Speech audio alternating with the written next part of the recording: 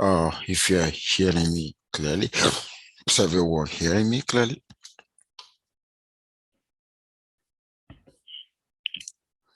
Okay, thank you so much, and thank you for confirming that.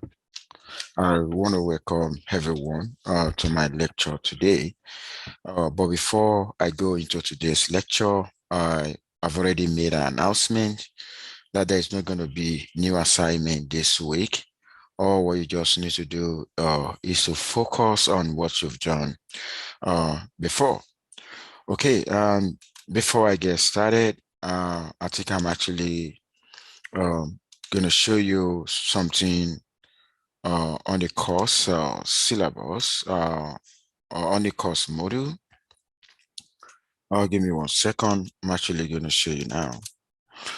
Okay, so I want to tell everyone that uh, I've been uploading lecture videos and lab videos. This is week 5. Okay, this is a video, week 5 lecture 1 video, and this is what we did yesterday, and this is a video. Okay, and of course I put the video on YouTube because the YouTube video don't expire, but the Zoom video do expire. I also wanted to take note of that. So today the focus is going to be on logistic regression part 3. Okay, I just wanted to be aware of that. So I'm going to go back into my um, lecture material now. Okay, give me 1 second. I'm going to share the lecture material for today. Okay, so today I want to welcome you once again into today's lecture, and it's basically going to be logistic regression part 3. I've started part 1. I walk you through part 1 and part 2 the other time, and now the focus is going to be on part 3, and I've got the title today is what we call the maximum likelihood estimation, the deviance, and the chi-square test. Now, what we want to do today is just like, okay, what kind of method we use in estimating parameter in a logistic regression model, because in a linear regression model, we use a method of least squared, which I'm going to write to estimate parameters. Okay, we use a method of least square, okay, to estimate parameter, okay, in a linear regression model. But in a logistic regression model, we basically use the method of maximum likelihood. Okay, that's what we use. And of course, when we want to tell how good is a logistic regression model, okay, we basically going to use what we call the deviance, and we're also going to use the chi-square test to do that. Okay, so I just want to prepare your mind about what I actually have for you today, which is about that. Okay, so I'm going to go back to the example that was cited the other time that has to do with the whole ring damage. A rocket was launched and we discovered that it got ruptured, and we're trying to look at the effects of temperature on that. And of course, the response variable here is categorical. It's either the O-ring get damaged or not, which is categorical. And of course, I told you the other time, if you want to model, if you're trying to characterize relationship between categorical response and maybe predictor, of course, we cannot use linear regression. There's going to be violations of assumptions of linear regression, and that is the reason why we actually use logistic regression model. If you take a look at this guy here, this is a logistic regression model in a probability form. Before now, I walk you through logistic regression model in the log odd form, in the odd form, and in probability form. Excuse me. We got three ways to present logistic regression model.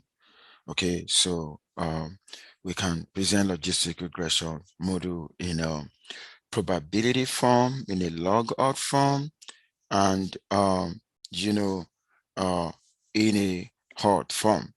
But right now, this is in a probability form, and if X represents the temperature now, the Y here, the Y cap here is just like the predicted probability of whole ring damage. Okay, and of course the beta naught and the beta one. I think I call them the log odd estimate. You remember I call them the log odd estimate.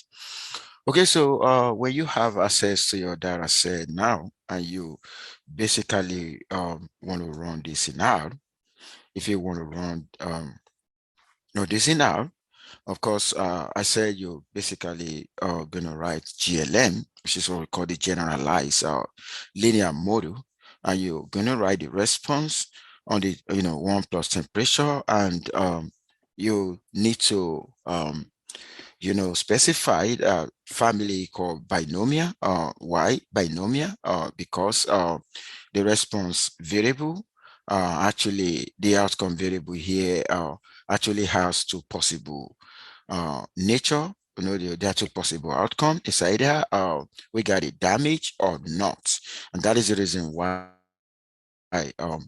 we got to, right, the family has to be equal to binomial, because in statistics, binomial distribution is a probability distribution that we use to model, a dichotomous outcome.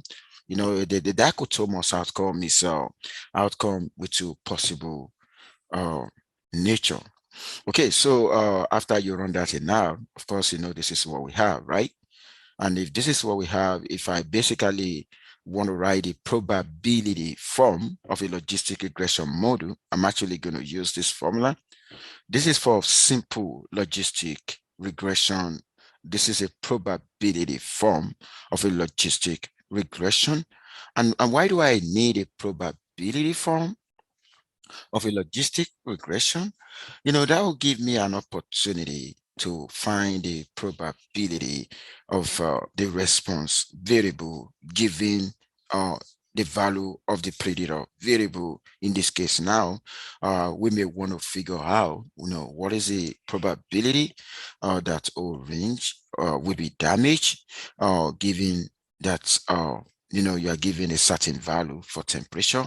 So if you take a look at this now, so when you go into the when you go into the logistic regression output, okay, if you basically want to write that, if you want to write the probability form, you're basically going to make use of the estimate right here. Okay, this guy here is going to be the beta naught cap, and this guy here is basically going to be the beta one cap.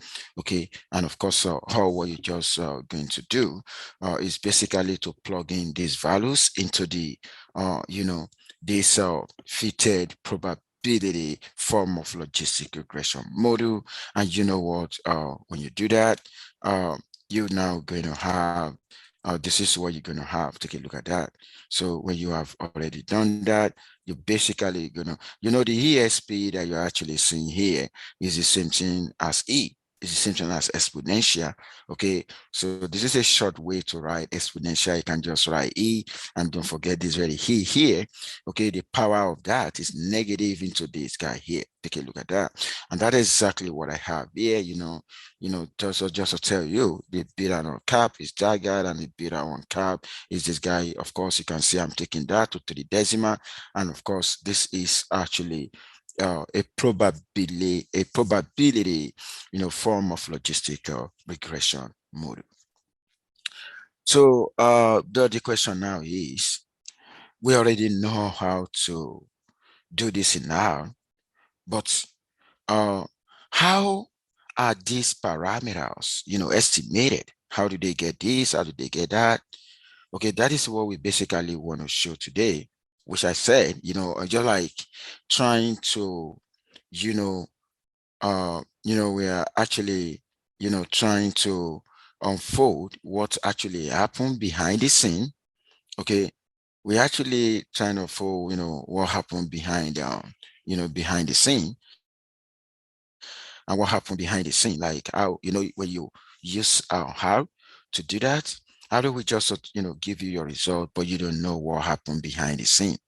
Okay, so what happened behind the scene is what we want to talk about now, which is, how are the model coefficient estimated? How do we actually obtain this and obtain that?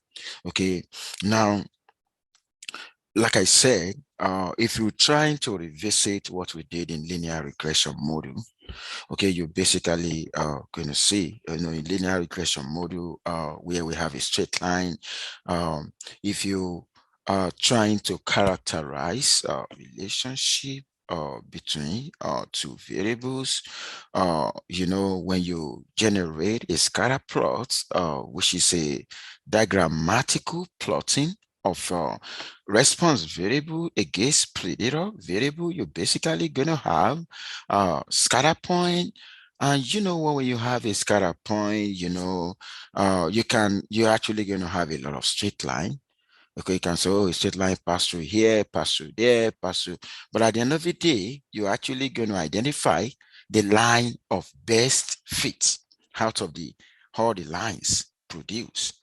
Okay, so the method that enable us to arrive at the line of best fit in the linear regression model is what we call the least squared estimation method. I just wanted to take note of that. I'm going to say that again. In linear regression model, okay, in linear regression model, okay, the way the model coefficient are estimated, okay, is actually, using the least square estimation method.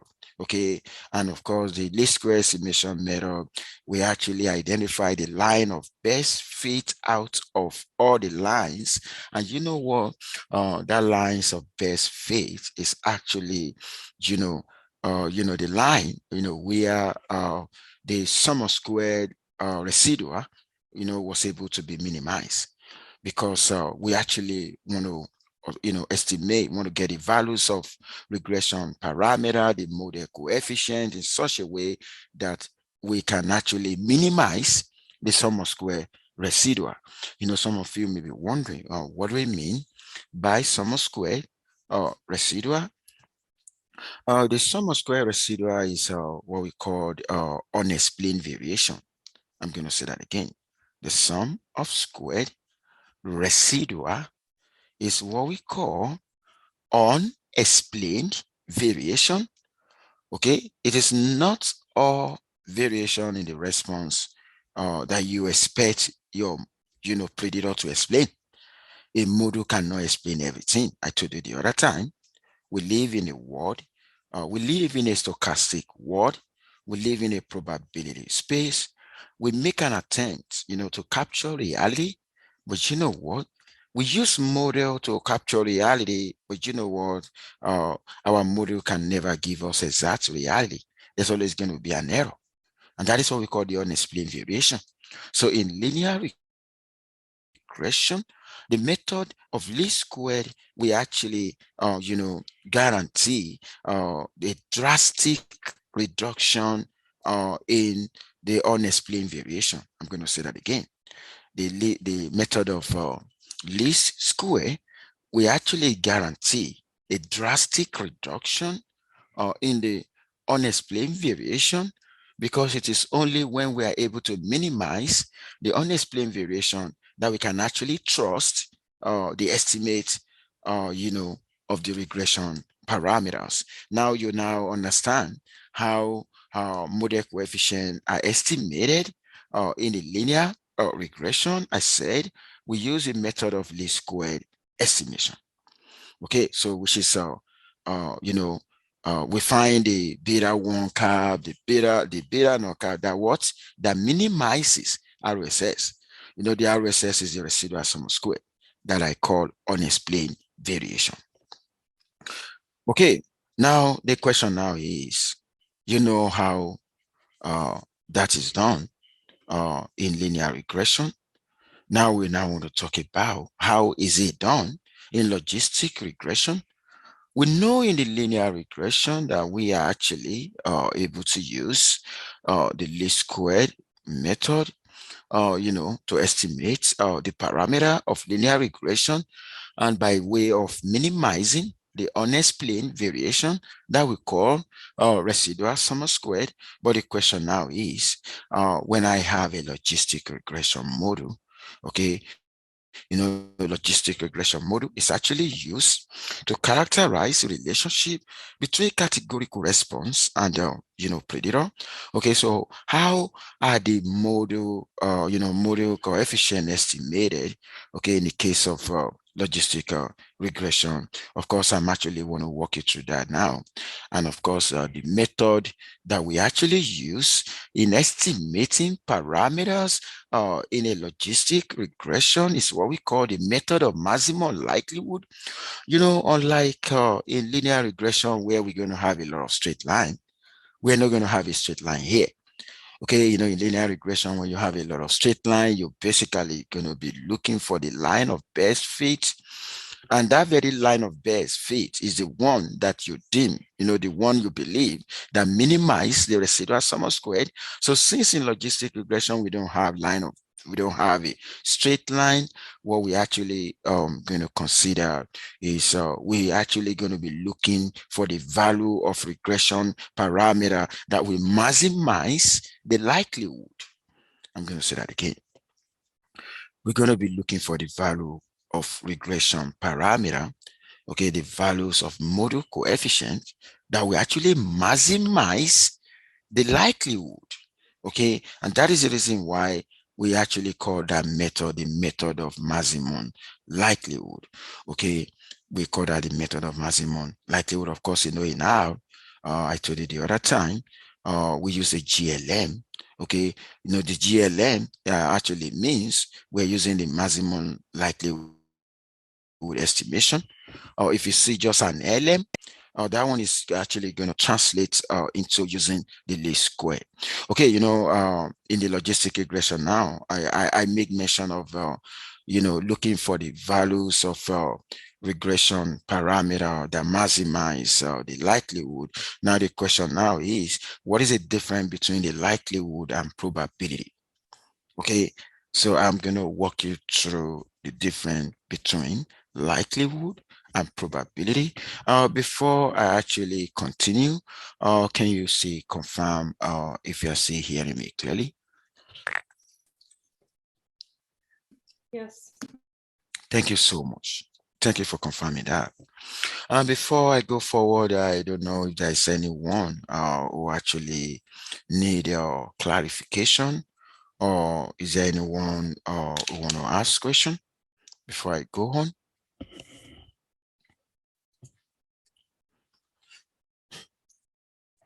If those who are attending the lectures now, if they really understand what I've been explaining, I need you to say yes, or you comment yes. If you really understand what I've been explaining today, I need you to say yes, or you comment yes. Okay, thank you so much. If there's anyone who doesn't understand, please, I'm here for you. You can ask a question. I'm actually gonna provide answer to that. Okay, so I want to talk about the difference between the likelihood and probability. Okay, I'm gonna tell you now. Likelihood and probability, people actually think they are the same, but I'm gonna say they are not the same at all. Okay, I'm gonna say that again. They are not the same at all. So I'm gonna give you the difference between the two now. Okay, probability actually refers to the chance, okay, that a particular outcome occur based on the values of the parameters in a model. I'm going to say that again. Okay, the probability, actually refer to the chance that a particular outcome occurs, okay, based on the values of parameters in a model. But when you look at the likelihood, on the other hand, the likelihood refers to how well a sample provides support for the particular values of a parameter in a model. I'm going to say that again. The likelihood refers to how well a sample provides support for a particular values of a parameter in a model. But probability refers to the chance that a particular outcome occur, the chance of occurrence. Okay, that's what it means, based on the values. Okay, thank you so much. If there's anyone who doesn't understand, please, I'm here for you. You can ask a question. I'm actually gonna provide answer to that. Okay, so I want to talk about the difference between the likelihood and probability. Okay, I'm gonna tell you now. Likelihood and probability, people actually think they are the same, but I'm gonna say they are not the same at all. Okay, I'm gonna say that again. They are not the same at all. So I'm gonna give you the difference between the two now. Okay, uh, probability uh, actually refers to the chance, okay, that a particular outcome occur based on the values of the parameters in a model. I'm going to say that again. Okay, the probability, actually refer to the chance that a particular outcome occurs, okay, based on the values of parameters in a model. But when you look at the likelihood, on the other hand, the likelihood refers to how well a sample provides support for the particular values of a parameter in a model. I'm going to say that again. The likelihood refers to how well a sample provides support for a particular values of a parameter in a model. But probability refers to the chance that a particular outcome occur, the chance of occurrence. Okay, that's what it means, based on the values of the parameter. Okay, I just wanted to look at the different uh, between that. So, in other words, uh, I'm actually going to say probability attaches to possible result. I'm going to say that again. Probability attaches to possible results. Okay, but likelihood attaches to hypothesis. I'm going to say that again. Probability attaches to possible results. Okay, but why likelihood attaches to hypothesis? Okay, now if you can see what I have here, I said the probability quantify anticipation of the outcome. Okay, why the likelihood quantify trust? When I'm talking about trust, I'm talking about the trust in the model and its parameters. That's exactly what I mean. Okay, now let us now go to the mathematical expression of how that is done. Okay, the probability of y given theta. Okay, this is a notation like, okay, what is the probability of my data given the parameter? Theta is a parameter, but the likelihood is going to switch that. Likelihood is going to say, what is the likelihood of my parameter given my data? Look at that.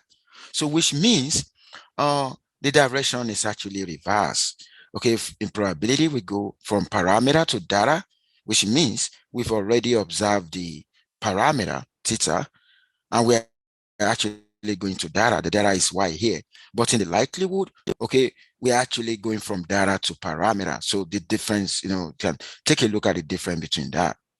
Okay, now looking at the coin example, if theta equal to 0.7, what is the probability that I get 8 heads in 10 flips? That is if theta equal to 0.7. So which means here, you already know what the theta is. And that is exactly what this guy is saying here. Okay, given that I know what the theta is, what is the probability of my y? Y in this case is the numbers of, getting 8 heads.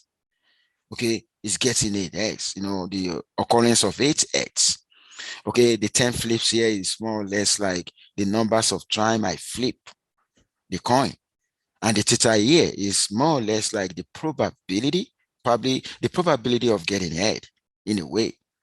But when I come to likelihood, if I want to phrase that in likelihood, I don't know theta. Okay, look at that. But I only know my data, and I want to figure out theta. Okay, in the likelihood, look at that. If I get 9 heads now in 10 flip, what theta values are likely true? Look at that. So in likelihood, we don't know theta, we only know data, and we believe observing data, we'll be able to get, the corresponding, theta, which is, and that theta now that I'm talking about is basically going to be the optimal one. So I just wanted to see the difference between them. Okay, I think I just mentioned that now. For probability, you look at the probability of data given parameter, and for likelihood, you look at the likelihood of the parameter given given data. And as you can see, look at the direction; they are not the same. So take a look at that. Now, I want to focus on probability now. For instance, I want to focus on this. Now, based on what you've done before, okay, based on what you've done before, if I want to figure that out, I'm actually going to use binomial distribution. Okay, there's something that we call, okay, binomial distribution in statistics. Okay, I'm going to use binomial distribution.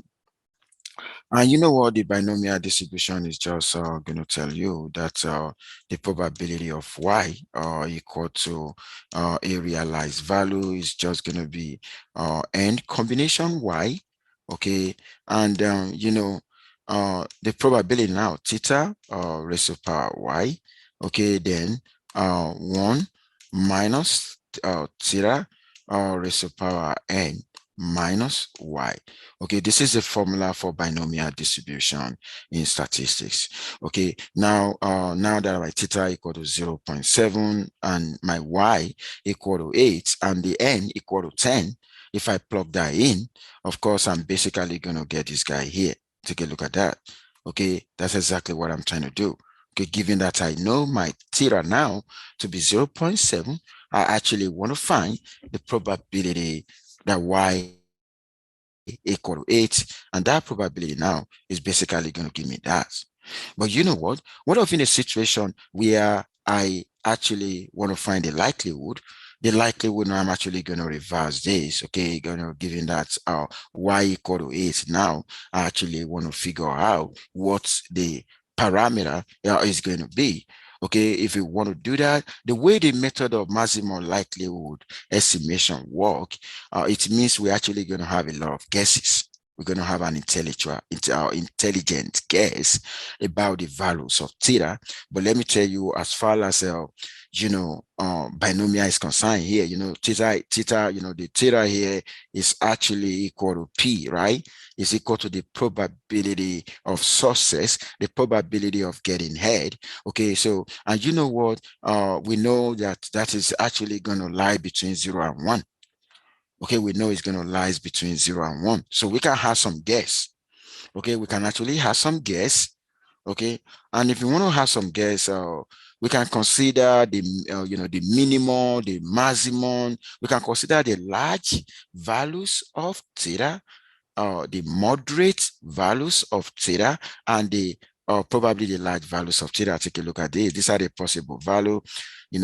this is like small values of theta. This is the moderate values of theta, and this is the the large values of theta. Okay, so don't forget, we actually want to find what is going to be the optimal values of theta. Okay, we are our y equal 8. Okay, we want to figure that out. Now, if we want to do that, like I said, we're basically going to have intellectual guess about the values of theta. Of course, we know the neighborhood of theta. In this case, that theta actually lie between 0 and 1. And if it lie between 0 and 1, we can actually consider, okay, let's look at the, the small values of that, the moderate values of that, and the large values of that. Okay, so what we're going to do now, we actually going to go back and use the binomial formula again. So we want to assume when theta is 0.1, okay, we're going to use binomial formula, okay, using the binomial formula now. So which means within the likelihood, we're using binomial formula. Okay, within the likelihood using binomial formula now, okay, we got this for the likelihood using theta equal to 0.5, we got this. Using theta equal to 0.9, we got this. Now you know what we're going to do. Okay, out of the three possible values of theta that we have, you're basically going to see we got this as likelihood, we got this as likelihood, we got this guy as likelihood, and don't forget, theta equal to 0.1 actually give us this likelihood, and theta equal to 0.5 actually give us this likelihood, and theta equal to 0.9 actually give us this likelihood. And you know what? We're looking for the values of the likelihood. We're actually interested in getting the values of theta that have the maximum likelihood. If you take a look at the out of the three now, the values of this theta now, 0.1, 0.5, 0.9, the one that have the maximum likelihood is actually this guy here, 0.194. Okay, that is, so 0.194 is a maximum likelihood, and that actually corresponds to theta of 0.9.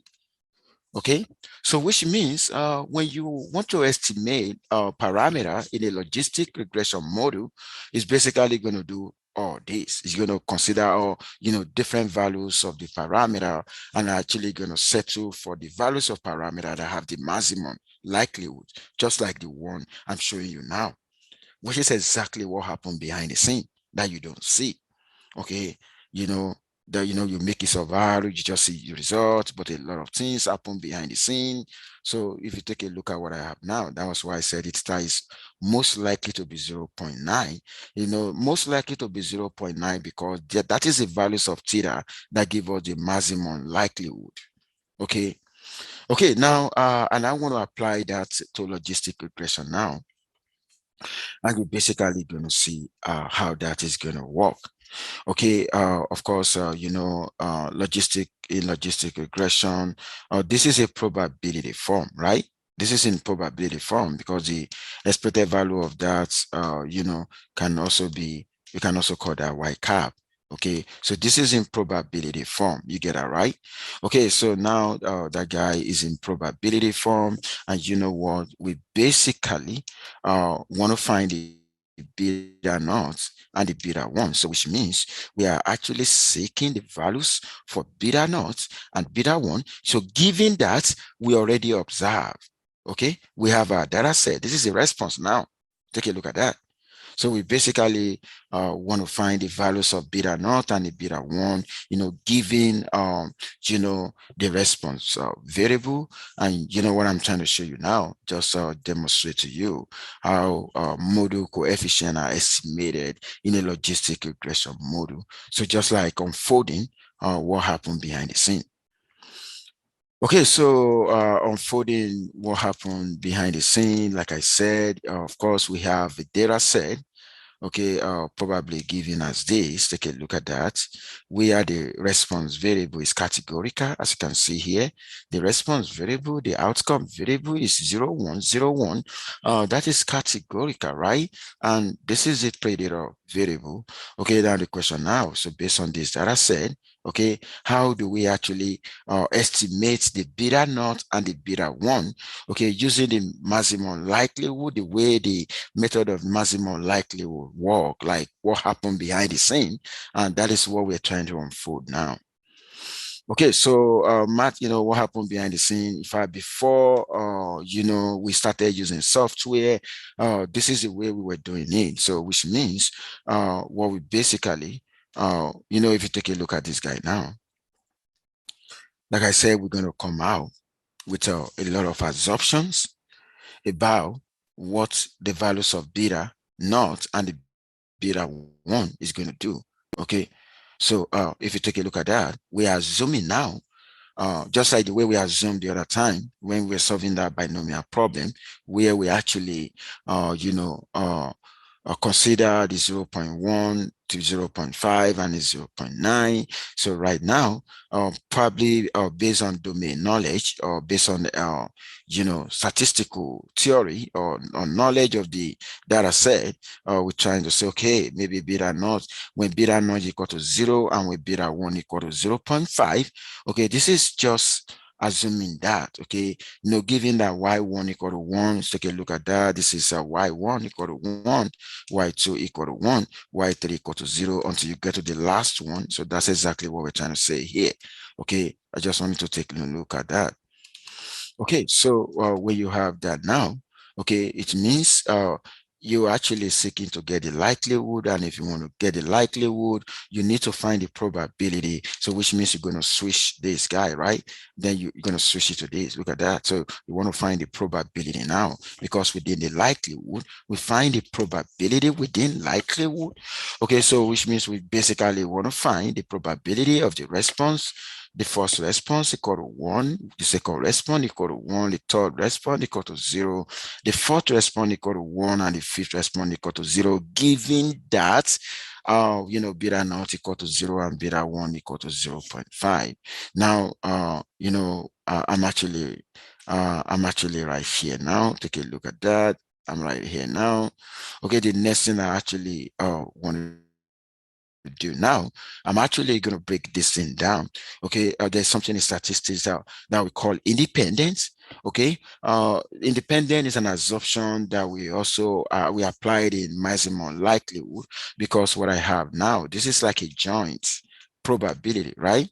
This is like a joint, okay, a joint in the sense that you have the response values here, but you know what we want to do now. If y1, we are assuming that y1 is independent. I mean, it's independent of y2, independent of y3, up to y5. Because of that, because of that independent, we can actually write that probability of the joint equal to the product of the marginal probability. Okay, so what I'm gonna say now is that this guy now can now be broken down, okay, to have just probability of y1 equal to 1, given the parameter, and probability of y2 equal to 1, given the parameter, until we get to the last one. And the approach that, the assumption there is that the y1, the y2 up to the y5 are independent. And in statistical theory, when variables are independent, the probability of the joint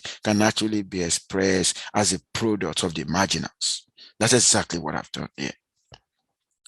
Okay, so when you take a look at each of that, okay, you're basically going to see their probability. Now, you now go back now to the probability form of logistic regression. Okay, which means if I want to solve this problem now, I'm actually going to use a probability form of logistic regression for each of that. For each of that, I'm actually going to use the probability form of logistic regression. So the only thing I'm actually going to do, the predictor is going to be different here. I'm going to have x1, I'm going to have x2 until I get to x5. Don't forget I have 5 values within the predictor here. Okay, which I just wanted to take note now. Okay, so what are we going to do now?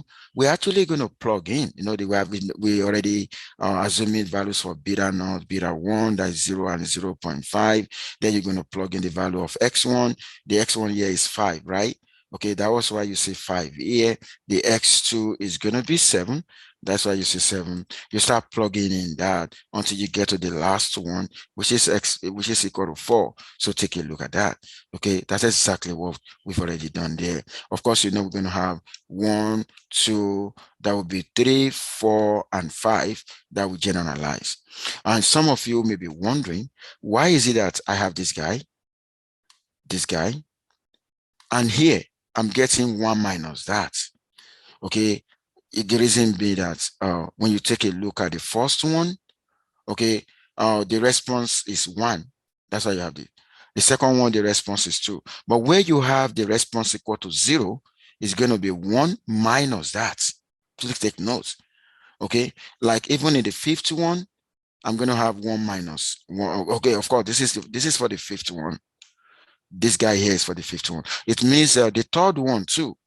The third one is also going to be 1 minus 1 over 1 plus exponential raised to power minus beta naught, okay, plus beta 1, okay, x5, s3. Okay, take note of that. Okay, now, the moment you have that guy now you've already have all the values. All what you're just going to do is just take your calculator, okay, compute this guy, okay, use your calculator. They're going to be 5 of that. Okay, you compute all of that. So when you compute all of that, what you're going to get, okay, the final result, okay, is basically this guy here, which is 0.19. Okay, now the 0.19 that you have, okay, is when you are assuming beta naught equal to 0 and beta 1 equal to 0.5. Okay, that is when you are assuming this guy here. Now, when you vary this guy, when you vary the values of the two parameters here, you're actually going to have a different value as a probability. And you know the one we're going to settle for, right? The one we're going to settle for is the one that have the largest value of probability. That's the one we're going to settle for. So which means what happened behind the scene, okay, when you use R to estimate parameter in a logistic regression model, okay, there's going to be a lot of assumptions for the values of beta naught and beta 1. And the one that was eventually settled with, like I'm going to show you now, the one that we actually, okay, like here now, what I'm trying to tell you now is that the value that you have here under the estimate, okay, there are so many values of that, so many values for beta naught that we try. We tried this combination. We tried different kind of combinations of beta naught, okay, okay, and beta 1, and we end up with this combination because this combination gives us the maximum likelihood. Okay, that is the reason. So that was what R did. Okay, that was what happened behind the scene. Okay, I'm going to say that again. There are a lot of combinations of beta naught and beta 1. Okay, but this combination is like a unique one. The one Haru actually reported is the one that actually gave the maximum likelihood. Okay, the one that gave the maximum likelihood, like the one that gave the maximum, the highest values of probability. Okay, just like what I just showed you now. So which means the value that we got here, okay, the value that we got here is not going to be the only value. Okay, this value here, 0.19, is just for when beta naught is 0 and beta 1 is 0.5. We're actually going to have assumptions of, we're going to use so many combinations of that. And the one that we're going to settle for at the end of the day is one that have the maximum probability. Now, another thing I want to talk about now is if I have a logistic regression model. Okay, so how can I actually evaluate the model, whether the model is good or is not? Okay, how good is the model and how poor is the model? Okay, so we are actually going to make use of deviance. Okay, so the linear regression model, we use residual sum of square to measure model fitness. I think you know that. It's not only residual sum of square. You remember we use R squared and residual sum of squared. I remember when I was actually walking you through the model fitness. Okay, I also remember when we were talking about module fitness and module complexity, I suggested the use of adjusted R square, the AIC and the BIC, but right now in logistic regression, we don't use that. In logistic regression, we use deviance. Okay, and the deviance, we actually for deviance, uh, uh, the for model fitted by maximum likelihood, like I said, that we use deviance. For model fitted for least squared, we use residual sum of square to measure model fitness. But for model fitted by maximum likelihood estimation, we use deviance. The deviance is actually going to replace, it's going to be the name for the residual here if you really want to measure the model fitness, because in statistical analysis, before we can actually take decision, regarding how good a model is, okay, before we can actually make a policy formulation, before we can base a policy formulation, on the result that we have, on the recommendation that we have, we basically need to know how poor is the model and how good is the model. Okay, and the way to do that now is basically to actually consider deviance. Okay, we're actually using deviance here because any model fitted by maximum likelihood estimation, it is deviant that we use to measure the model fitness. And you know what? That is symbolically, we're going to call that G squared. Okay, and that G squared now is just going to be, take a look at the formula here. Some of you may be wondering, what is Y cap? The Y cap is a predicted probability. Don't forget, we are working with the logistic regression. The Y cap is basically the probability. The probability, it could be probability, in the case of, whole ring, there may be the probability that the whole ring will be damaged after launch, or maybe it could be a probability that you're actually going to get a student loan when you apply for one, or it could be a probability that you're actually going to get your mortgage loan when you apply for one, or the probability of the presence of a disease. Okay, so that is the Y cap. And of course, the Y here is the actual observation, like what happened in reality. Okay, the one, or it could be 0 or 1. You get what I mean? Okay, so the -2 summation of yi log y cap plus 1 minus yi log 1 minus y cap is actually the G squared that we actually call the deviance. Okay, this deviance is actually used in logistic regression model, okay, to measure fitness. You get what I mean? Okay, the larger the likelihood, or log likelihood, the better fit, and that's actually going to translate into smaller deviance. Okay, so just like in residual, in linear regression, we believe that a model will perform great if the residual is very, very small, right? Like the residual sum of square is very, very small, right?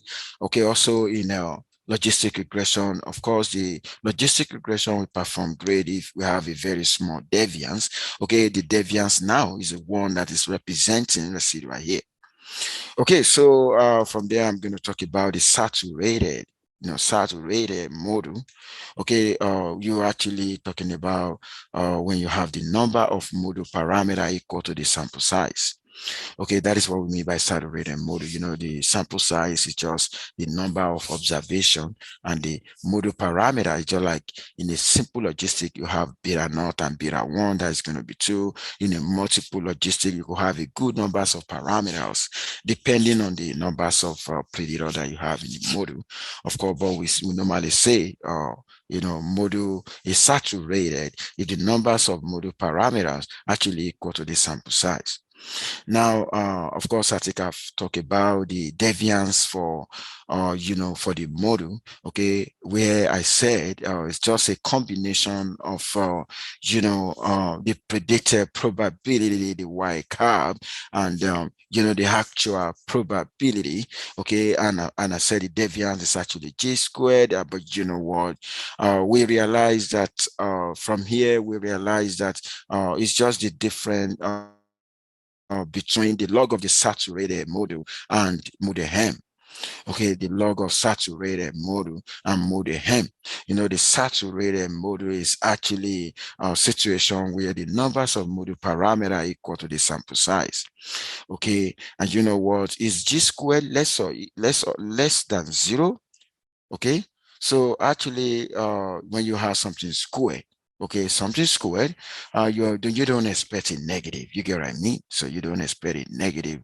Okay, so when you have something squared.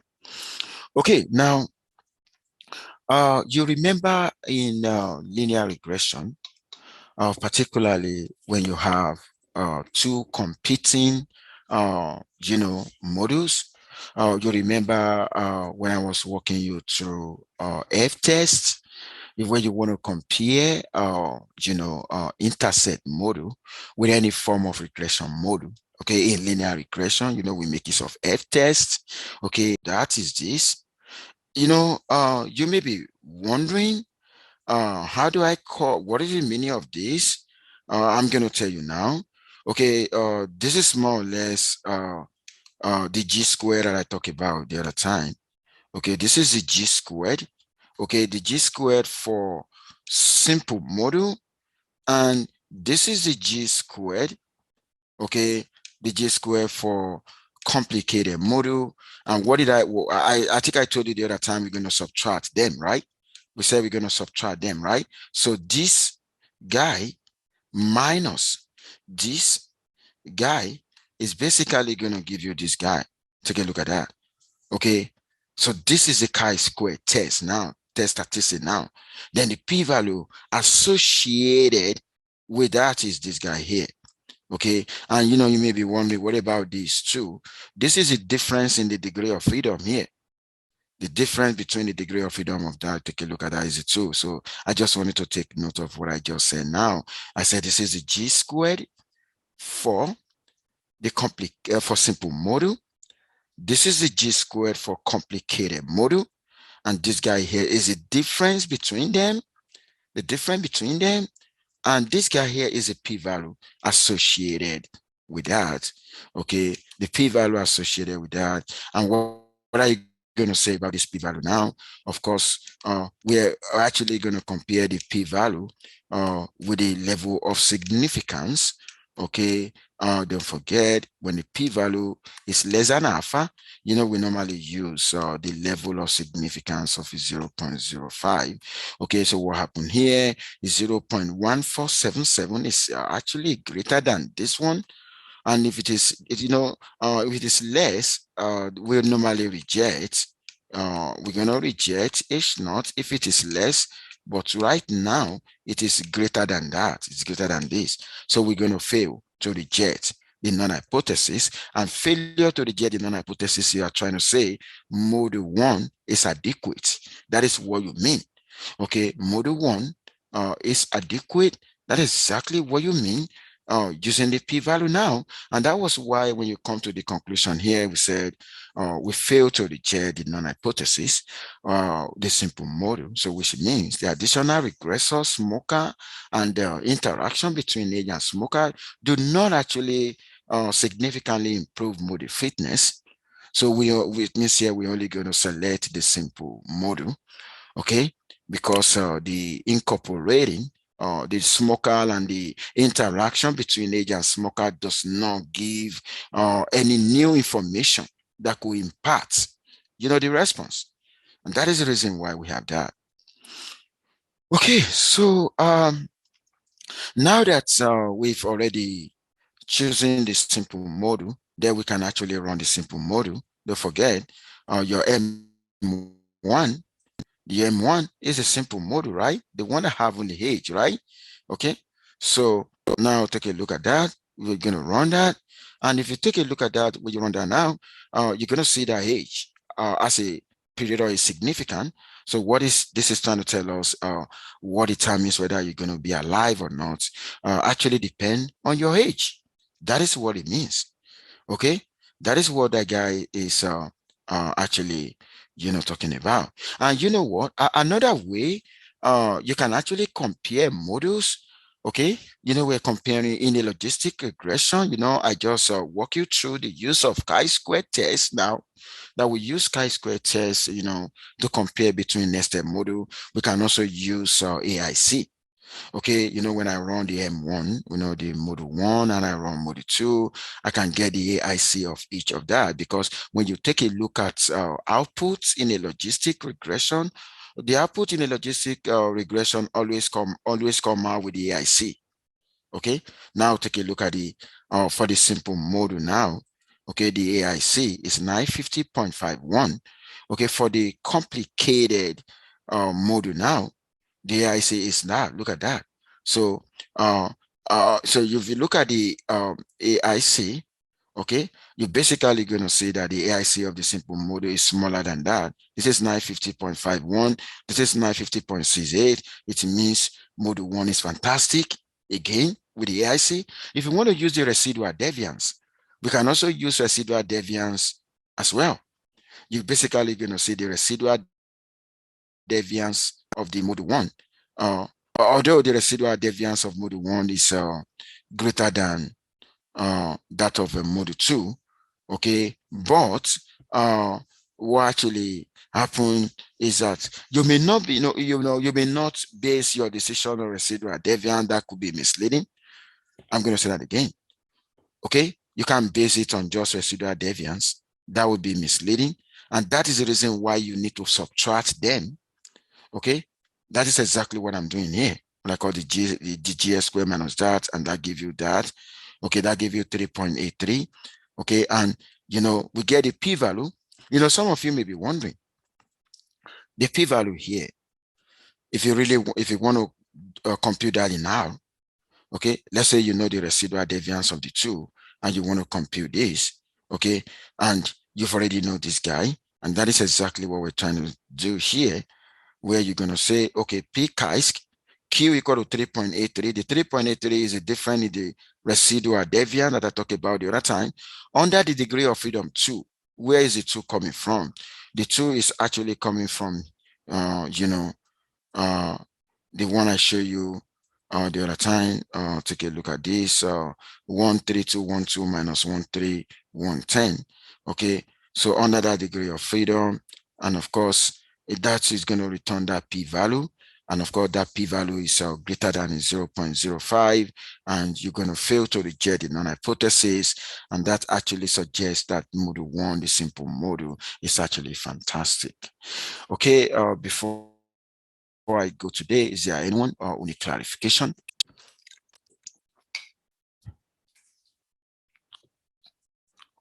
Okay, I want to thank everyone who have attended my lecture today. I hope you guys are really enjoying my lecture. Of course, I'm going to meet you in the lab on Friday, okay, where I'm going to walk you through everything that we actually did in a week using how you can implement that in a hard software. Like I said, there's not going to be any assignment for this week. Like I think I shared a message through the announcement section. You can use the opportunity to reflect on, on what we've done before. And if there's any one of you who need clarification, of course, you can meet with me during my office hour. Okay, my office hour is on the syllabus. So, and if my office hour is conflicting with your schedule, please send me a message. I can actually make an arrangement to meet with you, outside the office hour. Okay, so I'm going to actually meet you tomorrow in the lab. Make sure you stay safe and have a lovely day. So bye for now, everyone.